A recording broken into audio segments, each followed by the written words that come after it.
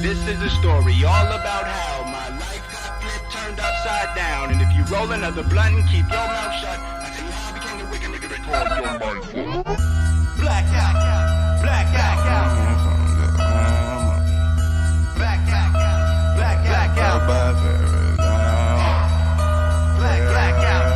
blackout, blackout, yeah. Hey, blackout, man. They speak highly of me when I raise my voice. I gotta shoot a fucking free throw to make my point. My wittiness, leave them stuck in the wilderness. Okay, we're back. Welcome to the next episode.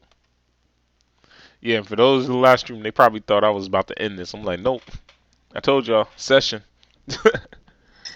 So y'all get to, that's the one thing about the live streams, y'all get to enjoy this. Yeah, let me know if y'all want me to do more of these live streams. Cause I be telling y'all, like, in my videos, I'm like, yo, I do these in sessions. So it's like, I gotta kinda like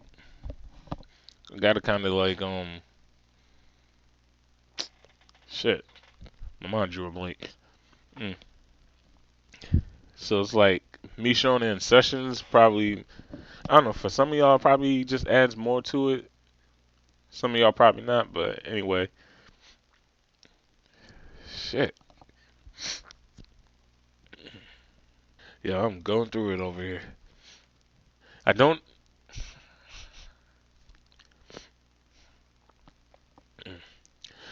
even get a say. I'm forcibly dragged out of the apartment and back into the street. Yo, that part getting cut off. I think I'm finally getting a cold. Oh, yeah. So I'm forcibly dragged out of the apartment and back into the street.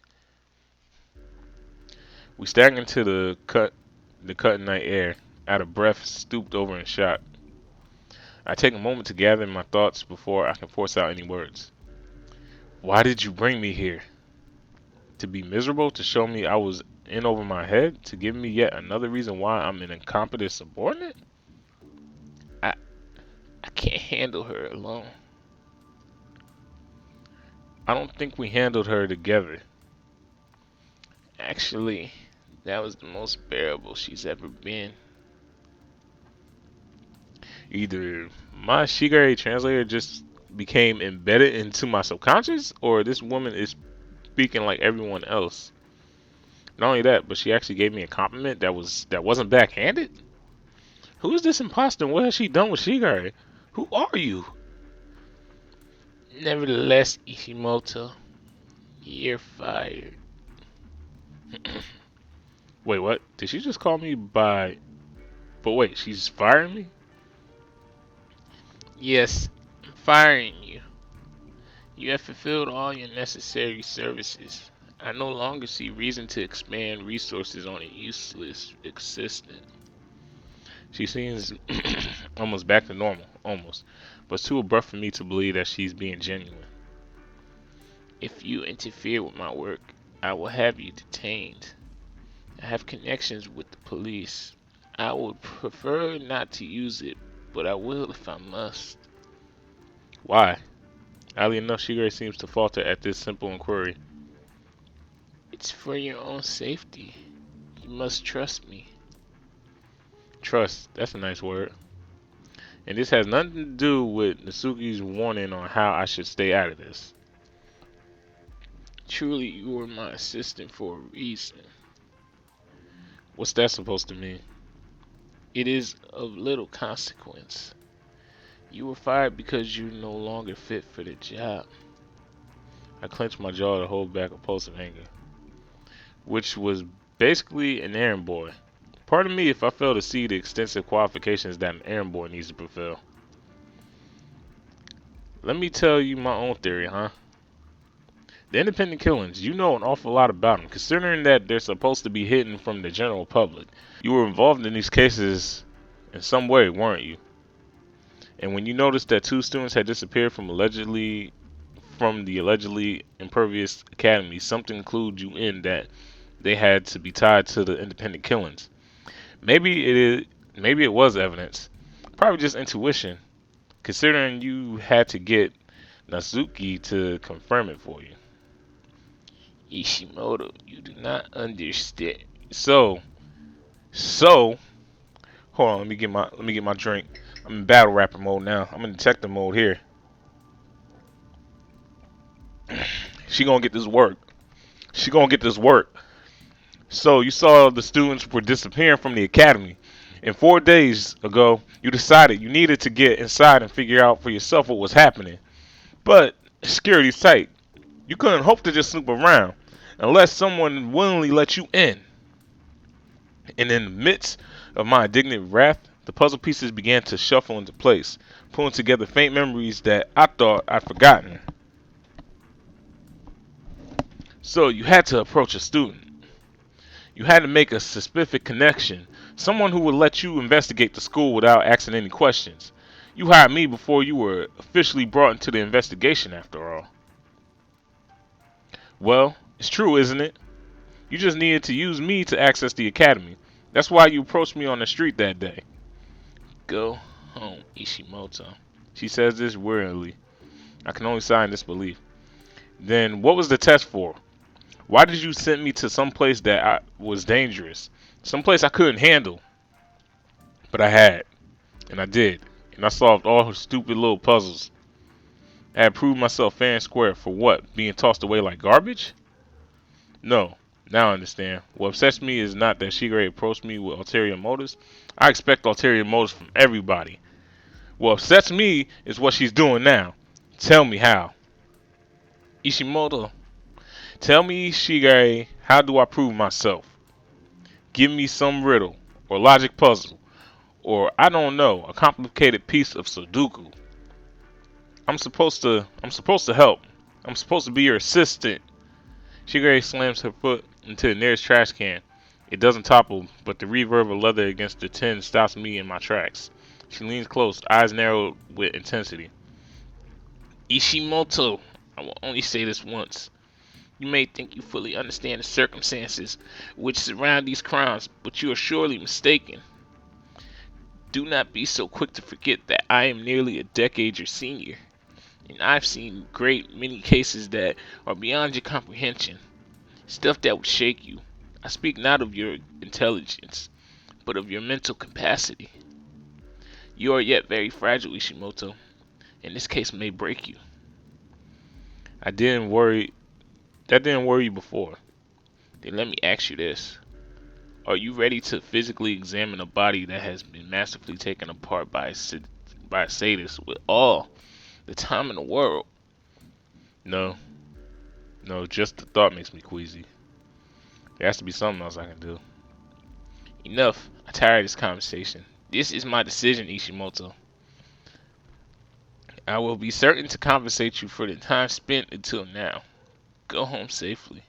So that's it then? Because I'm still young, because I'm too unstable to be able to see a mutilated body I can't be of any use? Shigure. Farewell, Ishimoto. Let us not meet again. And just like that, she turns one heel and strides away. For a moment, I stand frozen, watching her figure melt into the smoke and evening air. Then I want a quiet senior year, a year breezing by with my friends, no fuss, no muss. I always wanted a quiet life. Probably something that involved managing the family restaurant, which I had neither passion nor patience for, but something like the least painful option in a lot of life. Really, can I blame Shigure? Can I? Some part of me still feels like I deserve a better explanation, maybe even a reward.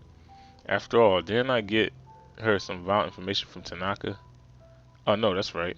I'm withholding information from her. Information that I gathered from a confidential informant. Perhaps she doesn't trust me, but neither have I been trusting her. If anything, this encounter only solidified my decision. I don't know what will happen. I can't predict the actions of people who are close to me. All that's left is to look around and keep digging, try to pull things together myself, even if I'm just a random student at a random stuck-up school. Which means I need to start with anything weird that's happened over the past few days. Weird. Such as emails from unknown senders sporadically popping up. Pretty convenient timing when I think about it. Maybe I should just send something random, see how they respond.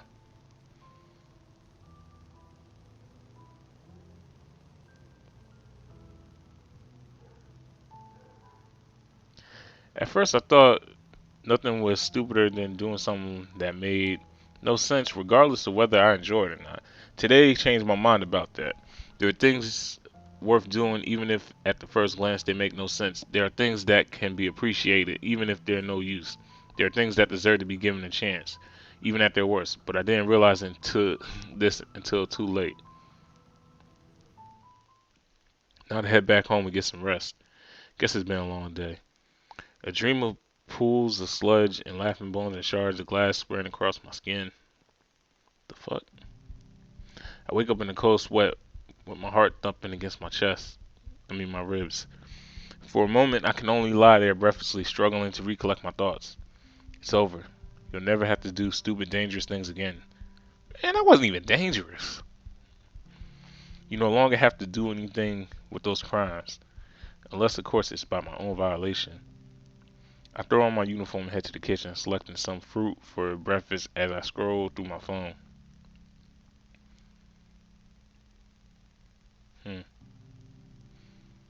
Phone.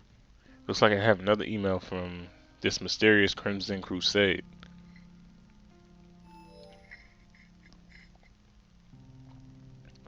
I see.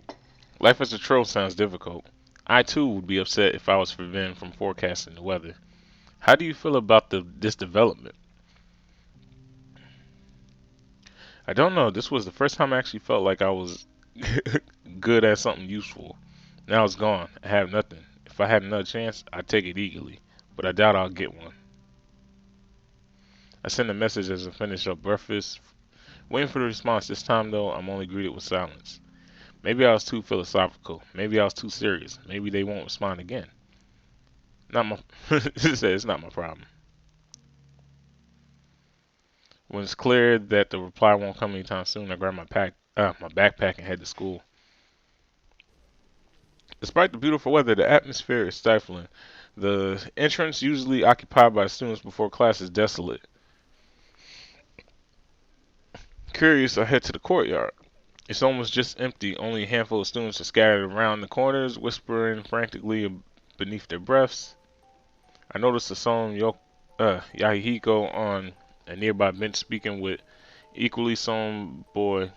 It's such an unusual sight that I creep closer trying to get a hint of the conversation. Would it take it so hard? How's he been? Hanging in there, I guess. He said that he wasn't coming today. Why not? Didn't say. He's been spending a lot of time in his dorm though. He won't respond to me. And he just talked with Irie. Irie, why would that matter? Come to think of it, Irie has been surrounded by rumors, even before people accused her of being the source for disappearances. Even if I remember correctly, it wasn't that she caused the disappearances herself. Rather, she supposedly emitted this aura of bad luck that indirectly led to their misfortunes. Pointing fingers is usually unnecessary, but this is just getting weird. She talks to Midori. Midori freaks out, then disappears. Then it's Toma, who freaks out and also disappears.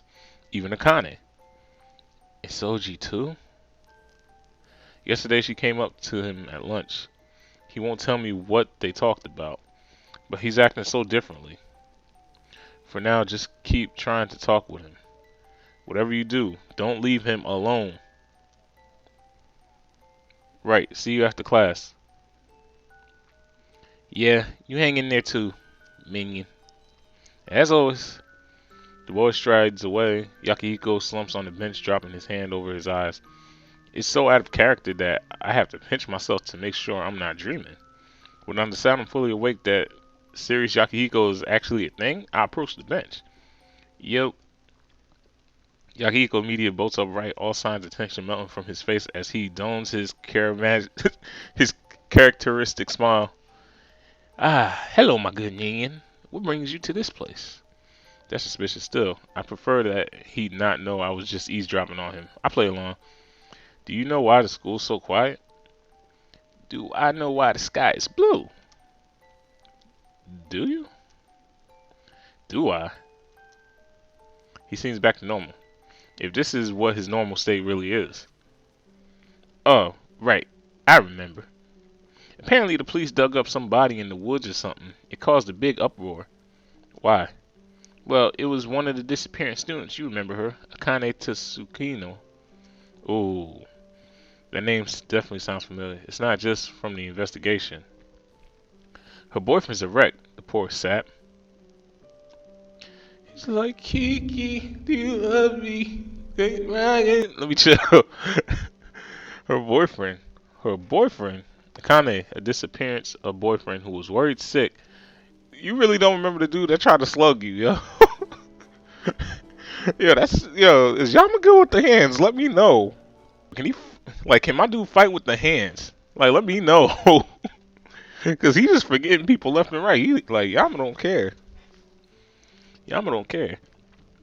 Let's see. Right, they were blaming Irie for her disappearance, and I stepped in. And right in her boyfriend's face, I told him he'd get over Akane in a week or two. Her body was found. Well, yeah, what was left of it? Ooh, what was left of it? Hold on, something's beginning to make sense. That police officer, Katsu was it, said that I was on a crime scene in that case. When was her body found? Don't tell me. Yesterday, or so the rumors go. Yesterday morning? Yeah. How'd you know? An immense wave of guilt washes over me. Akane, Tsukino, dead. I vaguely remember the harsh words I spewed at her boyfriend. Suichi, was it? No, Soji. He could have. How could he be feeling now? You'll get over it in a week, I said. I said that when I thought he was clingy and irrational and blaming Irie. But now she's dead, brutally murdered in the depths of Ishimu Forest, without a single soul to mourn her passing. Ooh. On the bright side, if there is one, I now understand far more than I used to. Why Officer Katsu was at the forest, why he claimed it was a crime scene, why Shigure asked me to go look, because a body had been found, an actual body. Hey, you're okay, dude?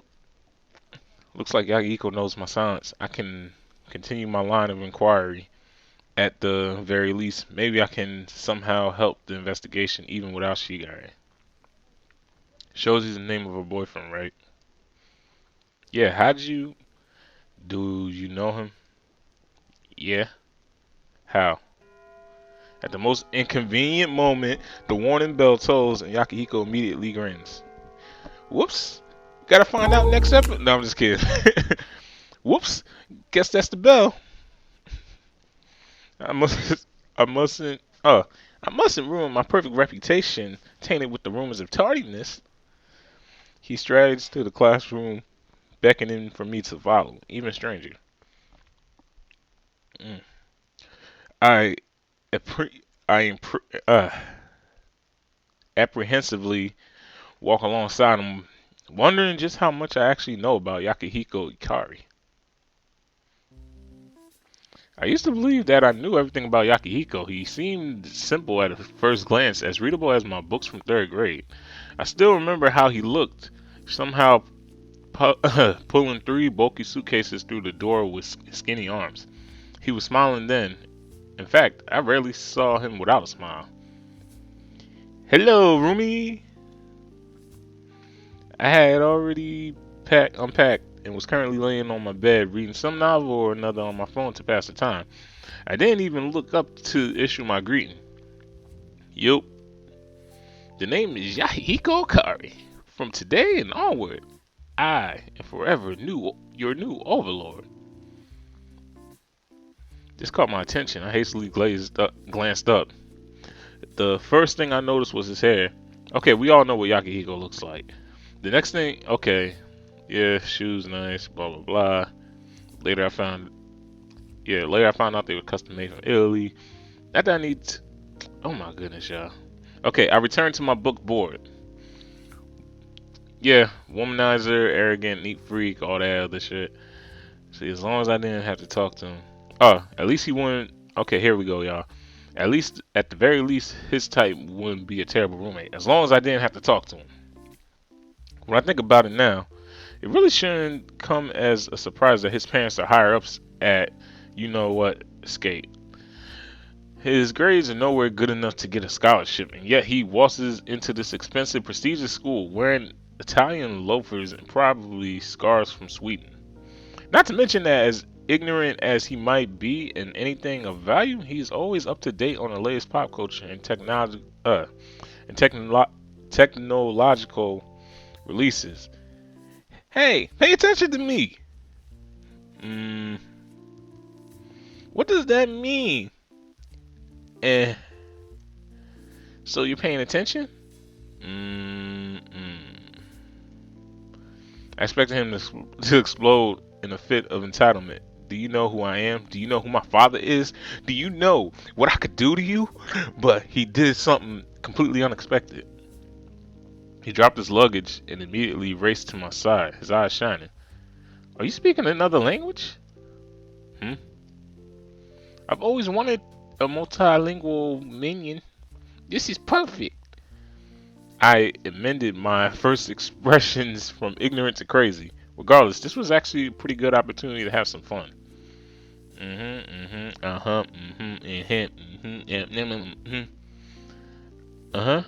you write all that down? In in um you can't write? And does that mean yes or no? And so wait, so what? The bewilderment on his face was so genuine that I couldn't help but laugh. Of all the people I met, this guy had to be the most gullible. My name's Yama. I understood that. Really? Yes, well, it's only to be expected someone as amazing as me can pick up a language in a snap. I see. Can you understand this? Yeah. What about this? Yeah. And this? I understand it. I understand it. I understand it all.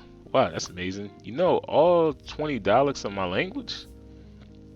He beamed with he beamed with pride. Of course I do. I'm in Chicago. I see. So what planet are you from? Planet? Well, that's a sudden jump. Jupiter. Really? I didn't know people lived on Jupiter. Not people. Jarzites. I paused for a dramatic effect before reeling off anything that came into mind. We are invincible from physical impact. We are humanoid, but our blood is blue. We ab- we abhor. Oh my goodness, I can't say that word. I know what it is. Earth and insects, but have a strong affinity towards animals. Wait, what? Wait. Let me take notes. I need to know how to best utilize a Jerzite minion. I eagerly dug into his luggage, tossing clothes, cosmetics, blah blah blah. See, I took my hand in disbelief. Did he actually believe that I was from another planet? Okay, I'm ready. Hit me with it. Write down the following phrase. Yeah, this is a joke. This is hot. In our world, that means you're just messing around. Was he serious? That's what it is, a joke. I'm from Earth. No, silly, you're a Jerzite. I was joking. I'm not a Jerzite. I'm an actual human. What? He, yes, he was serious. He was actually serious. Why'd you tell me you were a Jerzite? Oh, Jersey, I'm sorry. He's like, Jerzite! This guy would pretty much believe anything, wouldn't he? Oh my goodness. Hold on. Okay. Wow, not bad.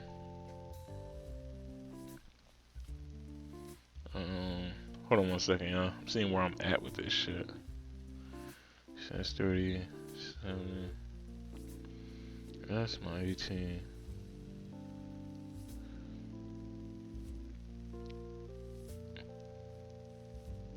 Yeah. Okay.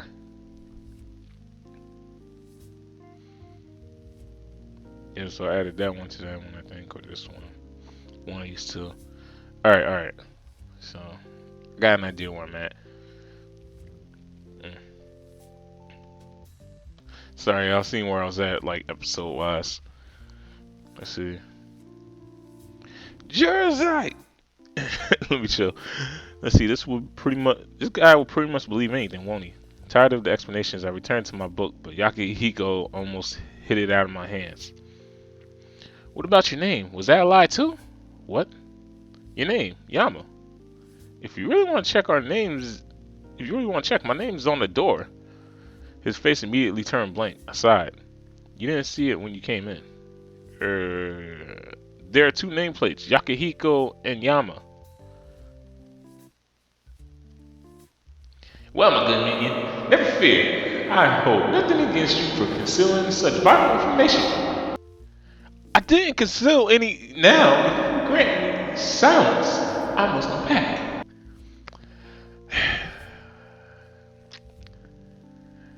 I sigh again and return to my book, resigning to bear with this obnoxious roommate for an entire year. My opinion of him hasn't changed much since then. He's still egotistical, oblivious, and mildly insane. But he's always mean well, even in the oddest of ways. Despite my frequent criticism of him, his stupid actions actually cheer me up. Now that he seems to be struggling with something, I want to repay the favor. Strangely enough, Yakihiko doesn't give me a single glance all through class.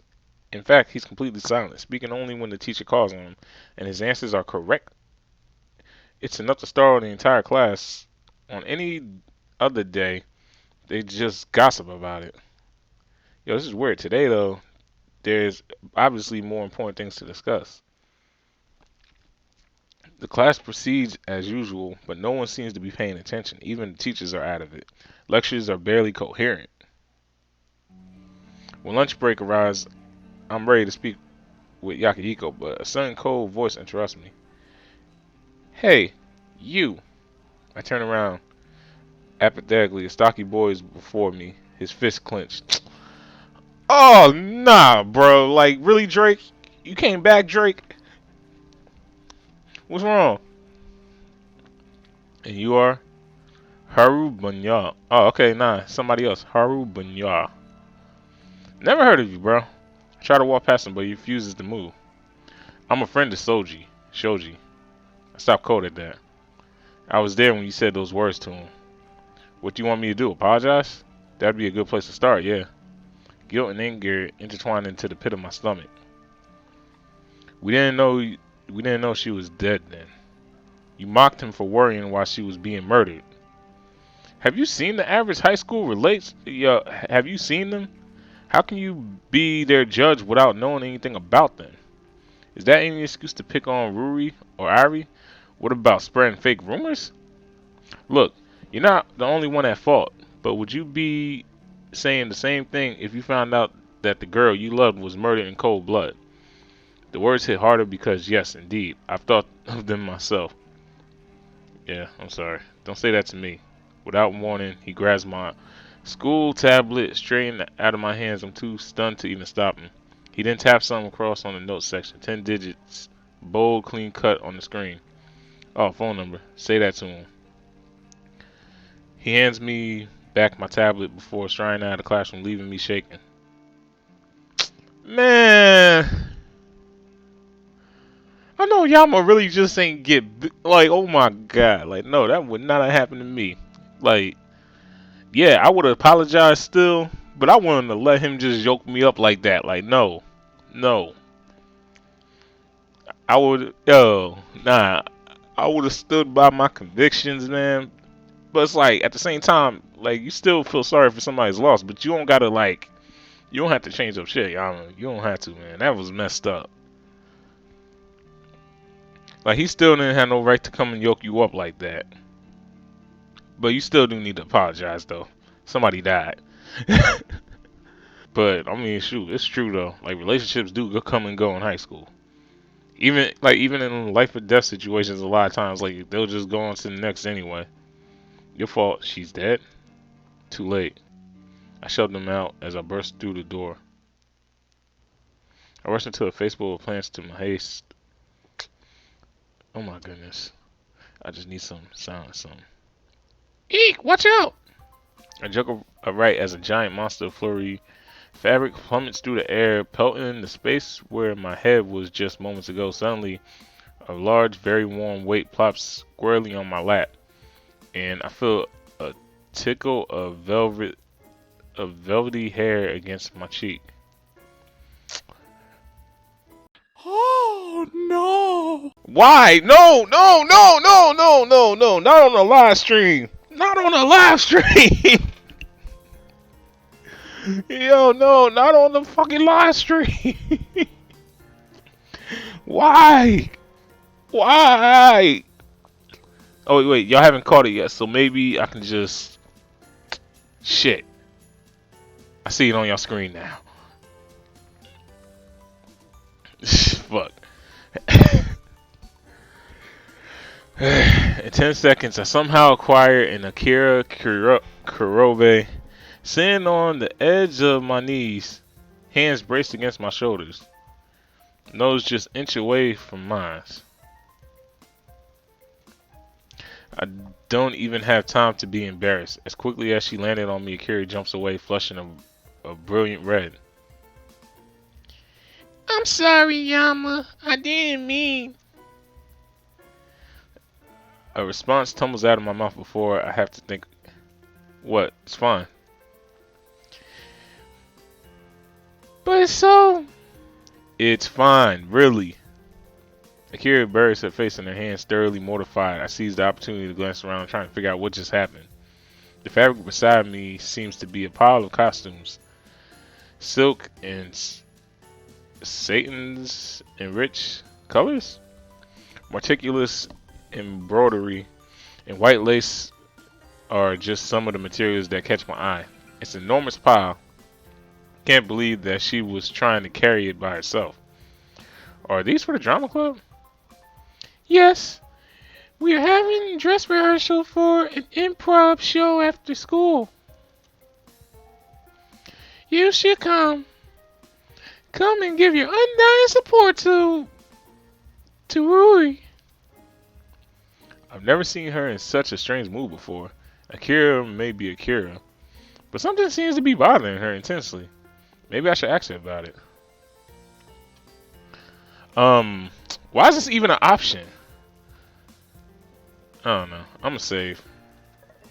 Like, I feel like, why is this shit even an option? Like, I don't know.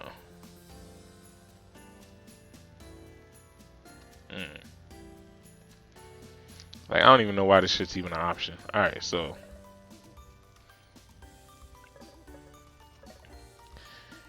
Is everything okay? Of course. Everything is greater than gravy. Redder than rain. Peachier than the peachiest peach poacher who's possibly poached a plethora of peaches. Why did I start thinking of Irie again? What? You know, I'm not going to even go into that one. Yeah, something's definitely suspicious. It's almost like she's trying too hard. You sure? My, you've gotten quite observant, haven't you? She shuffles backwards, clamps in her hands together. Truth is, I'm nervous. Like somebody being in front of an explosion from Michael Bay. I relax. Well, that was anticlimactic. Nervous for... Ishimu is about to explode in 30 seconds if I can't disarm the bomb in time. What? Then why are you wasting time around here? Oh, admirable. You have no sense of humor. On the contrary, you should have played along. Her shoulders loosen from their prior tension as she releases a tiny giggle. You strike a fair point. Very well, I admit it. I, Akira Kurube, veteran of the drama club, am nervous for the little improv performance. Oh, the shame, the dishonor, the... It isn't just wait, isn't it just your second year in drama club? Huh? Anyone would get stage fright. Even lifelong actors get stage fright. Except probably Michael Jackson, but that's besides the point. All you can do is practice. Practice? We're talking about practice? Not the improv show. We're talking about practice. Let me chill. Why, I dare say that's a great idea. Of course it is. So, wanna be my partner? Wait, what? This is probably the last thing I'm in the mood for. No. I didn't even tell you what to do. What do I need to do? You just need to stand there like a candle on a stick. No. Edible meanie head. Just ask Huey. I should. That's an unusual response. You don't want to? It's not a question of wanting to. Then what's the question? On the contrary, what is the answer? What? The question doesn't matter, so long as you have the answer. I'm dying here. You can find the answer if you have the right question. You can also find the question if you have the right answer. Purple. I just gave you an answer. What's the question? You're a sneaky one, Admiral Meanie Head. I see I've underestimated you. I can't help but chuckle at that. So, will you help a comrade in need? I want to say yes, but I decided to play around a little more. Maybe. There's no middle ground. Choose this day which side you take. I recommend you choose wisely. Then no. Please. Fine. Really? Yes. I don't trust you. Why? I just said fine. Any man who is so quick to change his mind should not be trusted. I don't blame her. Something about being around Akira makes me whimsical. Maybe she's just rubbing off on me. Regardless, I slap my hand on my chest and salute and bow. I swear, I'll be your practice partner for this lunch period. Satisfied? Swear upon the grave for protein shakes and molasses, and we have a deal. Wait, protein shakes and what? No, I shouldn't even be surprised at this point. Like, I solemnly swear. Oh, that's me. I solemnly swear upon the grave of protein, molasses, protein shakes. Protein shakes and molasses that I'll be a practice partner for this lunch period. I accept this oath and blind it too. You know, time's running out. If we're going to practice, we should do it now. Party pooper. Akira clears her throat and steps away, closing her eyes despite myself. I feel a rush of excitement.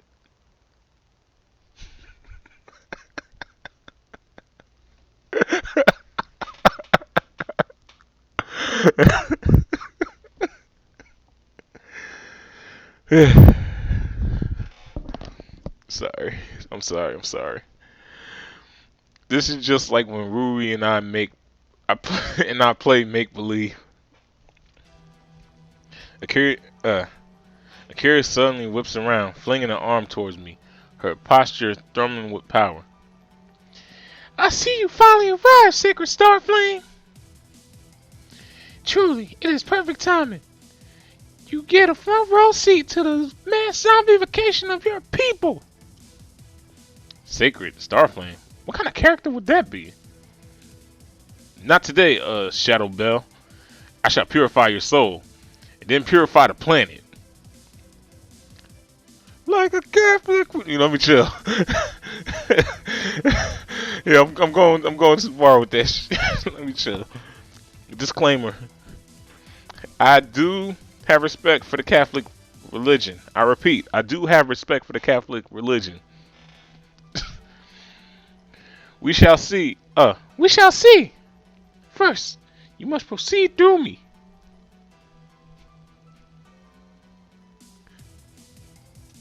Nigga. Oh, spirits of the cosmos, bond with the summons of the abyss and heed my call. Expect something in the world. Akira lunges for the pile of fabric on the bench, withdrawing a large, narrow paintbrush out of nowhere. What kind of practice is this? Activate! On! Morse macro cell! Abolishment prototype! 14!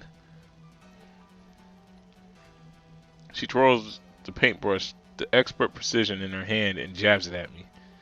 Am I supposed to follow through with this? I glance around for something to match her paintbrush, but find nothing other than a hard shovel. I pick it up with two hands, making it as if it's heavy. Angel of the light, flares of freedom, bestow upon me with your blessings, and done with defend arms to combat your mortal enemy. Light Spear Initiative. I swivel the shovel around my head, weighing it like some kind of hard giant Gilbert. She seems to understand. You are stronger than expected. It appears just one blow from your cursed weapon shall wipe me from existence. Of course, you'll have to hit me first. She dashes, jabbing the paintbrush at my side.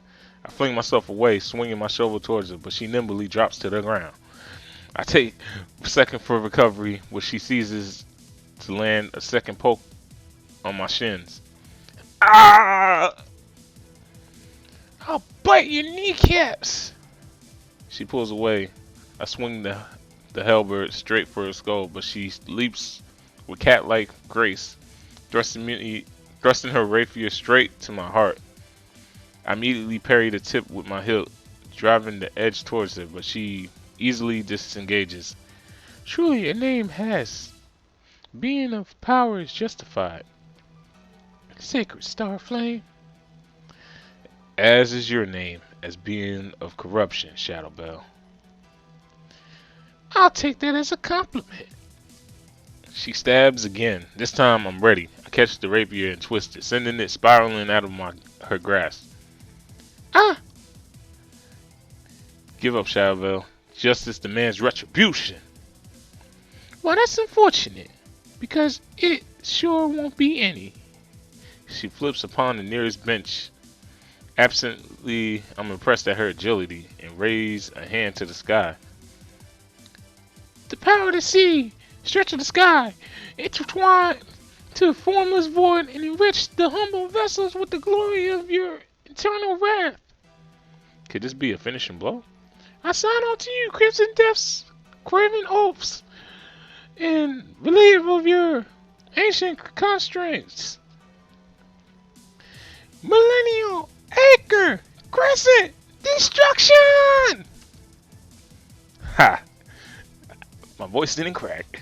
She flips to the ground, lands in a somersault, and crashes her fist into the ground. I fly back, crumpling against the nearest tree. Ugh! She flips and recovers her rapier, pointing it at my throat. Any last words? I tighten my grip of my hair, willing all the strength into my arms. Not yet. I slam my foot against the hilt of her rapier, turning it to the side as I roll away. As she stumbles for balance, I swing my hair clean at her neck. She barely dodges in time. Heh, clever trick. I'll be sure to relate that to the High Order. Oh, I tire of your paltry existence. You are inscrient, irritating insect that means nothing to me. You are dirt beneath my shoe, a pebble in my ocean, a speck of dust on. I swing my hero at her and chop her head off. Hey, Admiral Meaniac! Yes? You interrupted me! I was so vain expecting dramaticism. If I had an audience, they probably would have laughed. But overly long monologues are the best part of being a villain. I break into laughter as I return the shovel to its rightful place. Maybe so, but they're useless. The villain is leaving himself vulnerable for way longer than he should. Akira fixes her eyes on me for a moment, a small affectionate smile curling at her lips. Yeah, I guess you're right. Her light giggle emphasizes the flush in her cheeks. I realize the heaviness in my mind has completely dissipated. Hey, Akira, thanks. What for? The fun. It was crazy, of course, but fun. I'm glad. She suddenly wraps her arms around her body, looking intensely vulnerable. Oh no. What? I shouldn't have. Suddenly, she scoops up the pile of fabric and races to the door. Is that the bell? Why, I do declare, that's the bell. Goodbye, Admiral. In other words, she kicks the door open and races downstairs, slams behind her, leaving me alone on the rooftop. I head back to the classroom in the wilderness. Alright, y'all, so next episode, we will go into whatever shit.